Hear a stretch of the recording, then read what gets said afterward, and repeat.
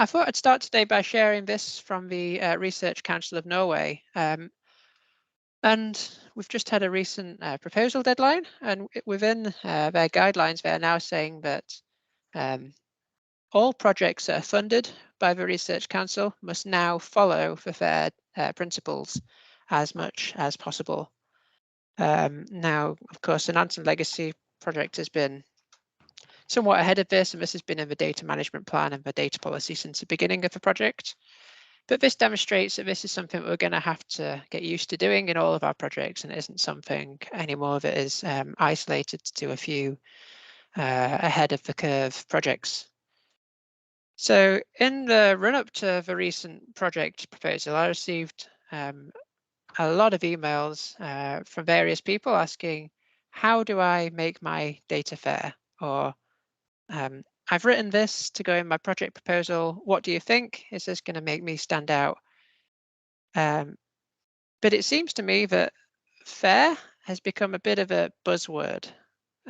People say they're going to publish their data fair or fairly, but it seems that often people don't fully understand what that means. And if you look at how people plan to publish their data and how they've written it in these project proposals, their plans often are not fair at all. So I could spend the rest of this presentation going through the FAIR data management principles, and it would be perhaps the way I've perhaps done it before, but instead I'm going to try and simplify this and say that if you follow these three things, your data will be fair. It comes down to three main things: the data centers you publish to, the file types that you're using, and the conventions that you follow both within the files that you're creating and also that the conventions that the data centers are following as well. Okay, so firstly, what makes a good data center? Well, there's two things to think about. Firstly, it should offer you secure long-term storage. And secondly, data should be as easy to find and use as possible. So let's talk about the first one of those briefly. Secure long-term storage. This is sometimes a bit difficult to find whether a data center will offer you this or not, but there's a general rule of thumb that you should look at where the funding is coming from. If this is a national data center that's funded by the taxpayer, essentially, this is more likely to be a more secure funding route. There are exceptions, of course, and you can read in the terms and conditions probably on other data centers and some international data centers who are run by private companies or something. They might have plans for what happens to your data if their company goes bust or something like this, and sometimes that's fine. But as a general rule of thumb, national data centers are easier for this. And secondly, and much more complicated perhaps, is that data should be as easy to find and use as possible, and your data center should provide you with this. Quite often I see this in papers, some data availability statement that says that the data are in the supplementary materials. And one might ask, well, what's wrong with this? Someone can find my data, they're linked to the article, and they're secured in a secure place, perhaps. So what's the problem? Well, the issue with this is it's missing the bigger picture. Your data are likely to be useful all by themselves. They're likely to be useful for someone who's never read your paper and who's perhaps not even aware that those data exist. Your papers might be read for a few years, a few decades if you're lucky, but your data, if you publish them fairly, they could be used for a lot longer than that. So let's say you've collected some data up here. You might think, oh, who's really going to care about my small data sets? Who's going to be using these data in a few decades' time? But you shouldn't consider your data in isolation. Your data might be the beginning of a much longer time series that is revisited in that area, perhaps by you or perhaps by other colleagues. It's also a contribution to a similar collection of data measuring similar variables that could be collected globally. So you should think of your data as a contribution to something much broader that someone might want to use altogether. So rather than just using an individual data set, someone might want to analyze a collection of data in one go. And in some cases, it's already possible to go to a data center and hit a download all button to retrieve multiple data sets into a single file in a few clicks. And I'll show you an example of how that works in a little bit. So to make your data as easy to find and use as possible, you should firstly make sure your data center gives you a DOI. It should look a bit like this. And if I click this, it should take you to the landing page of a data. And I don't want to spend a lot of time on this, but it's generally good practice that if you're sharing not just data sets, but papers around, anything that has a DOI, to share the DOI and don't share the URL at the top. The URL is likely to change over the course of months or years, as the DOI is going to be the same forever. Your data should also be easy to find within the data center you're publishing to. And so a good data center should work a little bit like booking.com. And so if you're looking at a data center, you can do a few tests to see how easily you can find data within them. So you can imagine in this comparison that each data set is a bit like a single hotel, or perhaps a room within a hotel. Booking.com is useful because you can search for hotels based on where they are in the world, when they are available, and certain facilities that the hotel has, and perhaps how many guests you are. If it wasn't searchable like this, it would be more or less useless. Now, this is only possible because someone from each hotel has registered their hotel with Booking.com, and because Booking.com has certain requirements on what metadata they have to register their hotels with. And so if we think about data sets, a good data center should not necessarily be the one that's the easiest for you to publish your data to. It should require you to provide a lot of metadata on anything that you might want to search for data based upon. And we call this discovery metadata. So this you should have to provide things like the coordinates, when the data is collected, perhaps some keywords, who the author is, and so on. So we can go through a few basic data centers that I see often used, good and bad. One that gets a lot of traffic is Zenodo, and I hear a lot of people saying, well, everyone's publishing to Zenodo, so it must be a good place to publish your data to. And the problem is that Zenodo is not really a data center. Zenodo accepts a broad range of things, from data to code to cruise reports, and it can be very good for a lot of those, but we can test how easy it is to find data within this. So we have a search bar at the top. I can type in something like sea water temperature. And what we find is this page. The first entry looks to be not really relevant to what I'm looking for. And if I want to try and refine this search, I can search by perhaps file type and the access rights and some vague keywords, but it's going to be quite difficult for me to find data that have been collected in a certain area or collected in a certain year or something like this.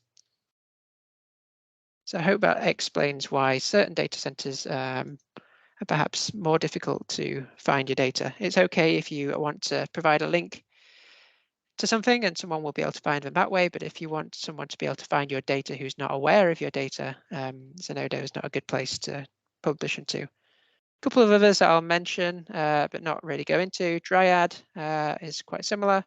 Dataverse is somewhat better, but try to avoid that as well. A question in the chat about Pangaea. Pangaea is pretty good.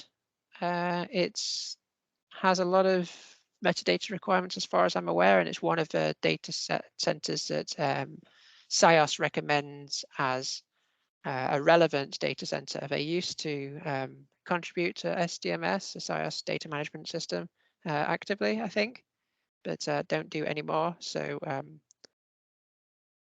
yeah, not so bad. But for Nansen Legacy, we're committed to publishing to Norwegian data centers.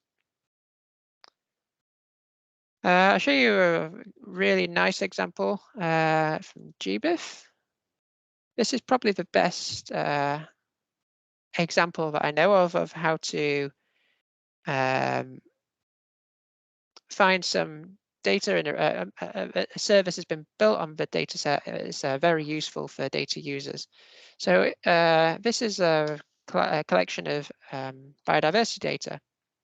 And I would recommend that anyone who's working with a species list publishes your data to GBIF as well as one of the Norwegian data centers. So if I take some scientific name for maybe the snow bunting that will be returning to Svalbard in a few weeks, Plectophenax nivalis.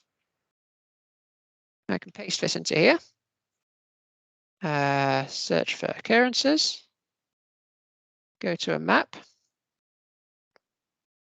And I will only look at the these matched searches. And what we have here is a record of all the places that the snow bunting has been observed. I can do some on-the-fly analysis. I can look at, perhaps I only want to know where they are in the winter months when we're not in Svalbard.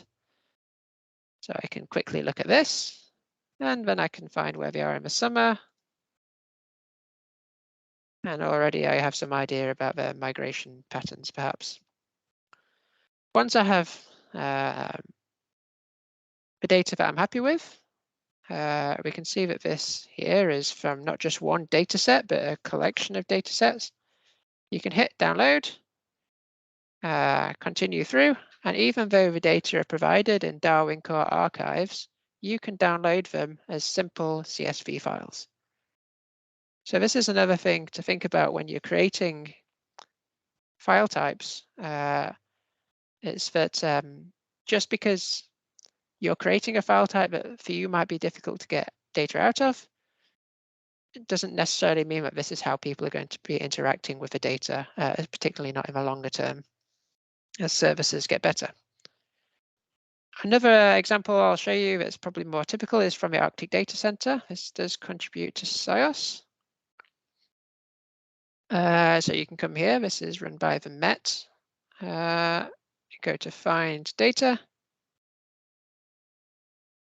And you can see that you can easily search based on several different things. When the data have been collected, there's a free text search, some different keywords, and so on, where they are on the map.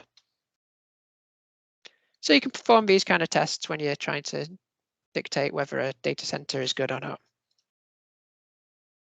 Finally, your data center should also be interoperable. So it should be possible to make data available not only from the data center that they're published in, but you should also be able to find the data elsewhere.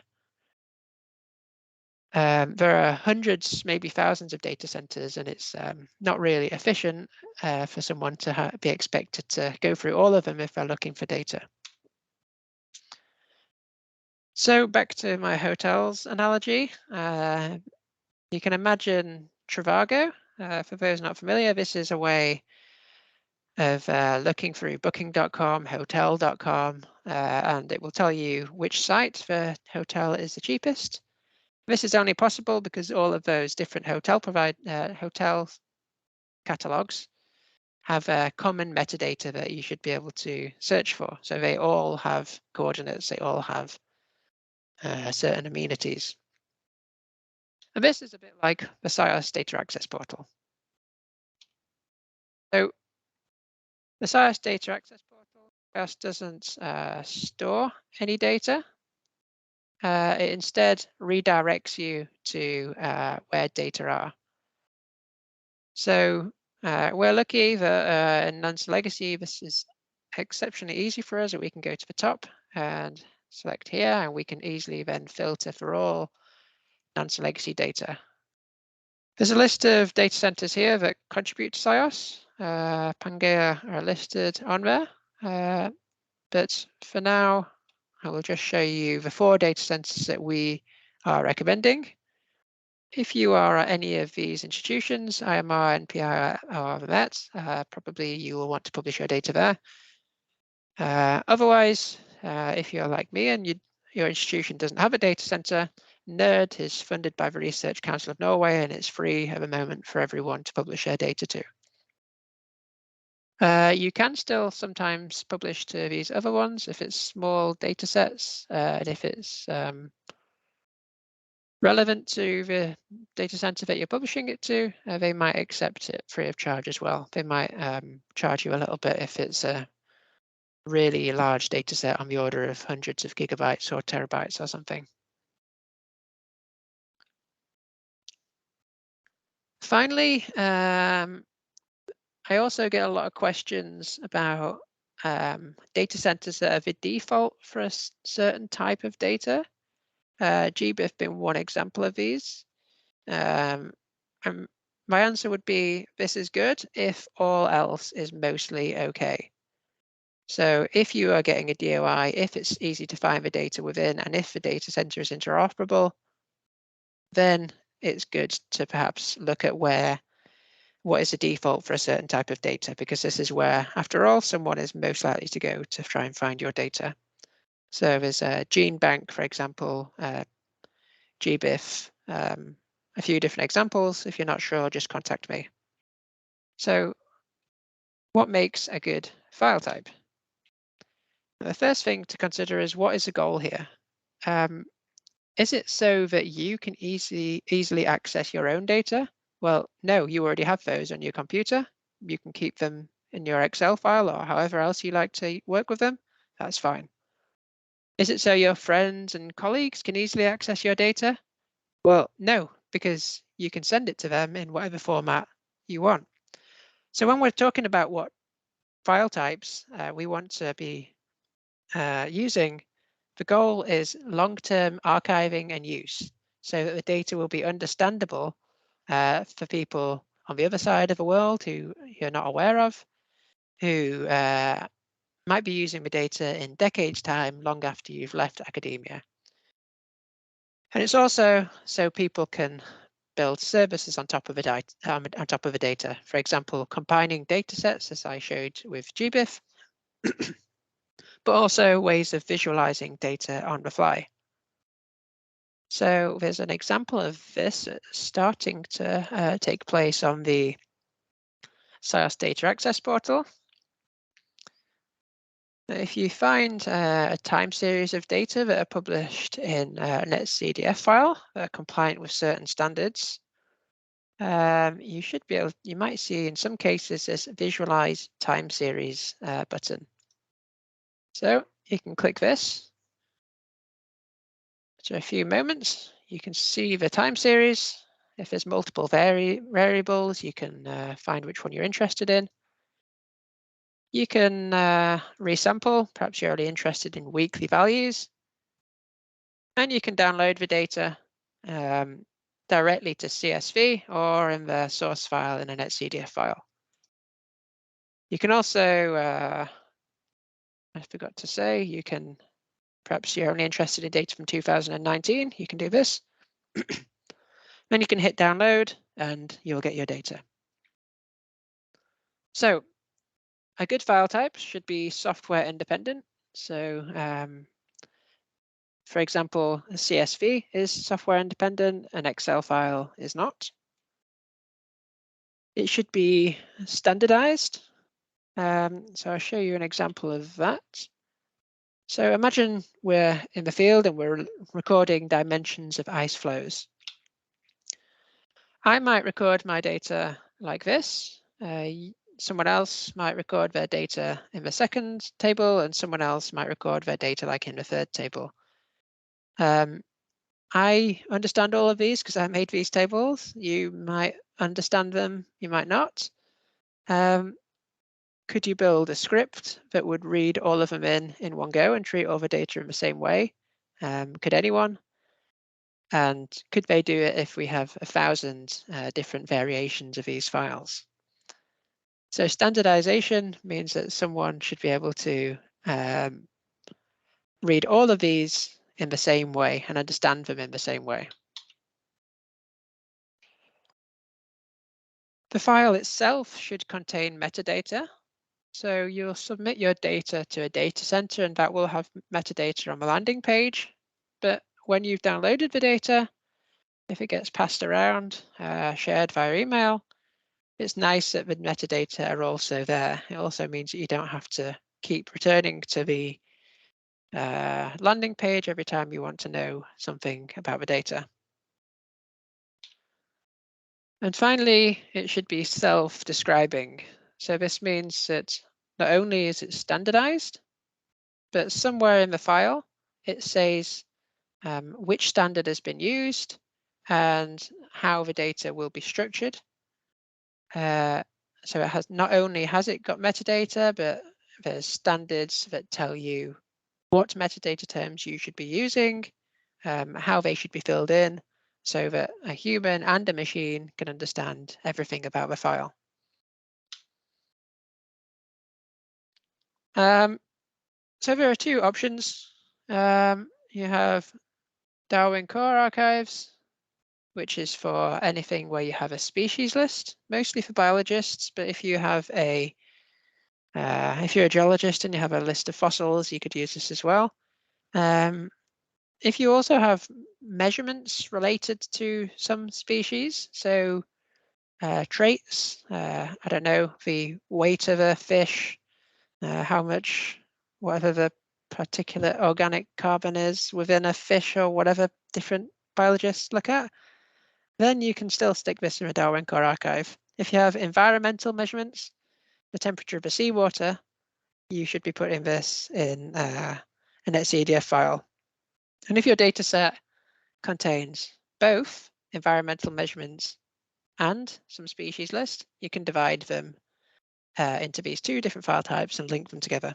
But I won't go into that too much. You can contact me if you need to do that. So this relevant to everyone here on netcdf files. Shall I show you quickly what these look like if you've not seen one before? You should have dimensions. These tell you about the shape of the data. So you have, in this case, 3 points of latitude, 4 points of longitude, and 2 points of time. This dimension is unlimited, so perhaps someone will add further data points later to that file, but at the moment there's currently 2. Note that this doesn't tell you anything about the actual values, it just tells you about how many values you have. Then you have variables underneath. So you have this variable lat, and then in brackets it tells you about the dimension this has. So we can see that this variable lat has a dimension of the same name. So we have 3 points of latitude. We have metadata associated with the variable in the variable attributes. The rainfall, this is then a 3D grid of data. And this is one advantage of netcdf files over CSV files, for example. CSVs are only really suitable for 1D data. If you want to look at them in some kind of grid, you need to do some reformatting.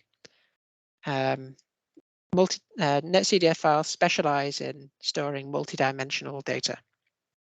So in this case, we have 3 dimensions: time, latitude, and longitude. There's some global attributes. This should be a lot more extensive, but so I can fit it on one page. I've made this brief. Key is that you've also included what conventions you followed within this file, and then the data at the bottom. So a more extensive example should look something like this. This is similar data that I've created myself. You can see there's far more variable attributes in this case, being the main difference. And there's far more global attributes as well. And there are conventions for how which attributes you can put in, and I'll come back to that very shortly. Oh, actually now. So we follow the CF conventions. This tells you about how you can structure a file. I'll quickly have a look within this. It's a very long document. If anyone has read it, they'll be familiar with that. You can see this, how far you can scroll down. You don't have to read all of it. This is like a encyclopedia or something. If you're interested in data and creating a data set of a certain type or a certain structure, you can go and find whatever you need within here. So for example, you have some time series of data, you can go to time coordinates, and there's some examples of how these data should be formatted. I'll also show you then the standard names briefly. So these are a standard list of parameter names. So instead of referring to temperature as T or temp, which could be ambiguous to some people, if you're looking for a temperature of some type, you can search in here. And there's a long list of things, and you find what is suitable for you. You can read the description. And so you, as a person creating the data set, will have the same understanding of what that variable is as a person who is finding and using the data in 20 years' time. Seems obvious for something like air temperature, but there's a really long list of variables here, and a lot of them are not so obvious. You then have the ACDD conventions. These are more a list of global attributes that you should be including within a file. They're fully listed here, but this is it's been a little while since we've had an update in this convention, so we have some requirements specific for SIOS, which are hosted by the Arctic Data Center. And here you have a list of attributes in the first column, some descriptions and some comments. So you can just go ahead and create them one by one. Tells you which ones are required, which ones are optional. You can, if you want, include custom attributes. So if you want to put something that there isn't a term in the convention for, but you think it is still useful to add, you can. This is not a complete list. You can add however many attributes on top of this as you want.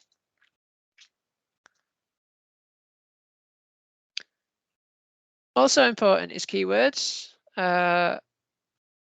This is one of the probably most important bits of the metadata, as this is probably one of the things that someone is most likely to search using. So we recommend that you use the GCMD keywords, the Global Change Master Directory, and you can find them on here.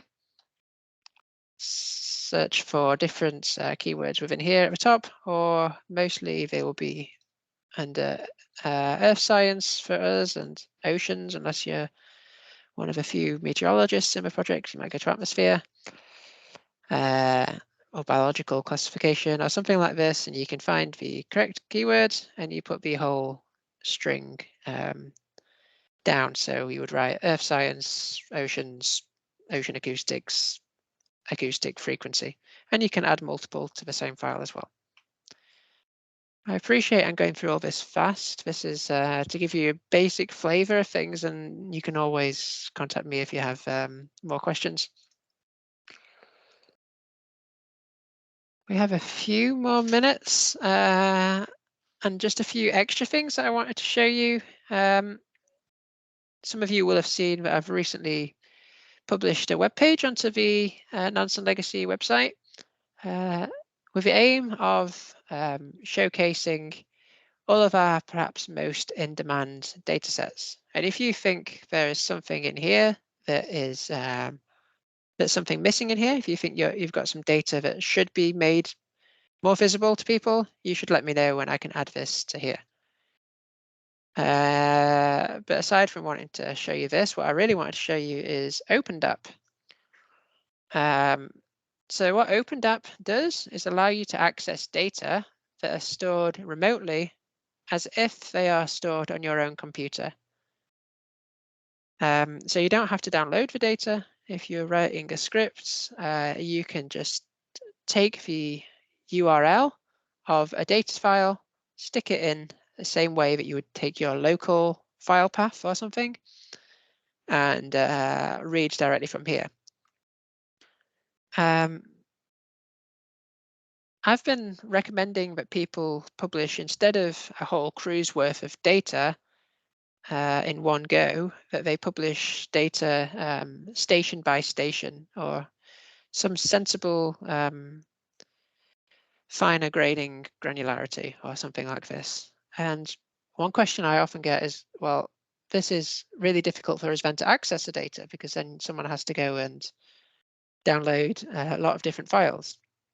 But with OpenDAP, what you can do is you can give it the URL here in your script. You have then all of the different cruises for the CTD data here. Open one.